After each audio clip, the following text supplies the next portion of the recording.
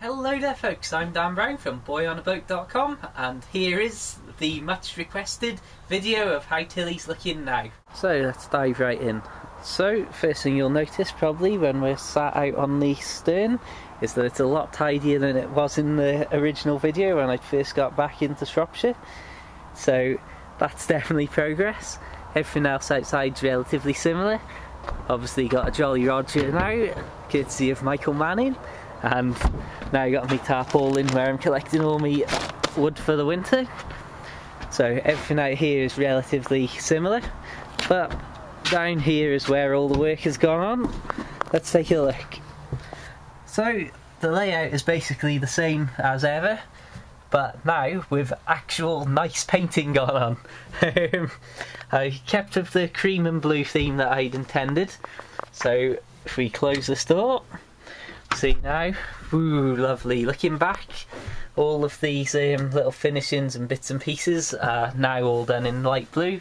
The doors are also in the lovely blue colour. If we take a look in the bathroom, you may remember that it was just all metal walls and, I don't know, it looked relatively cold, I thought.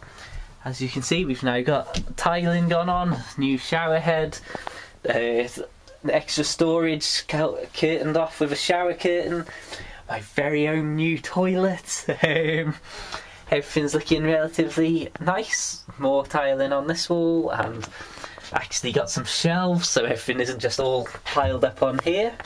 So that is instantly a huge improvement that's gone on, and something that I'm very pleased with.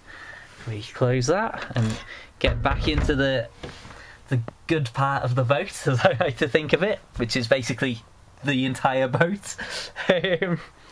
Now you may notice that it's quite steamed up in here.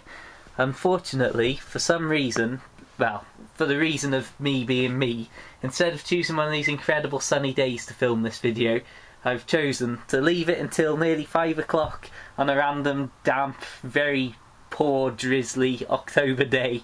So instead of showing off the best of boat life, we're seeing what it's more usually like. So anyway, let's get to it.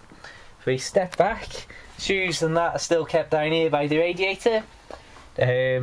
All the cupboards and everything are the same, but now all the doors are being painted white and new door handles. Still keeping the blue theme running. I've, for the time being, decided to stick with the sofa bed that was in here, adding my own lovely cushions, of course. Obviously you can pull this out to have a proper full double-sized bed in the evenings, so with that in mind I've put more tiles. Now these aren't real tiles, these are fake plastic tiles with polystyrene behind them, and basically I've tiled all of this entire wall and then the outside of the bathroom wall, so that it basically adds as a nice insulating layer, so that in the mornings, instead of waking up to very cold metal walls, you're now waking up with just slightly cold plastic tiles. So that is also an instant improval in the general look of the boat, and it's something that, well, personally I think it's turned out really well, if I do say so myself. And those tiles are coming right down to the end here.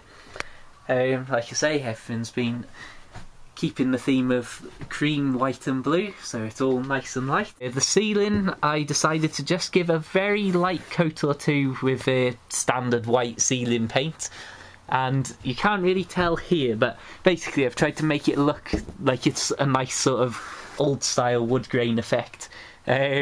Some people just say it looks like it hasn't been painted properly, but oh well, to each their own.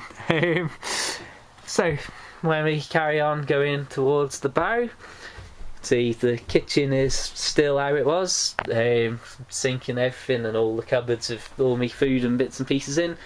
For the time being as well, I've kept the old fridge and cooker in, and also obviously there is my favourite thing on the boat, the good old wood burner, and now it's getting an awful lot of use, as you can imagine, with the cold nights coming.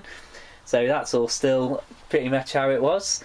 I do have a hook to dry my clothes off though when it gets wet, so that's pleasant. I did reseal the chimney, but unfortunately didn't do a very good job of it, so I need to do that once again. These are all the things we learn in boat life. Coming to the front, I've decided as well, for the time being, I'm going to leave the seating how it was with the dark brown cushions, which you can see up there. I've covered them over with a sheet just for the time being to make it look a lot nicer and lighter. But I will be replacing them with probably some light blue or greeny cushions.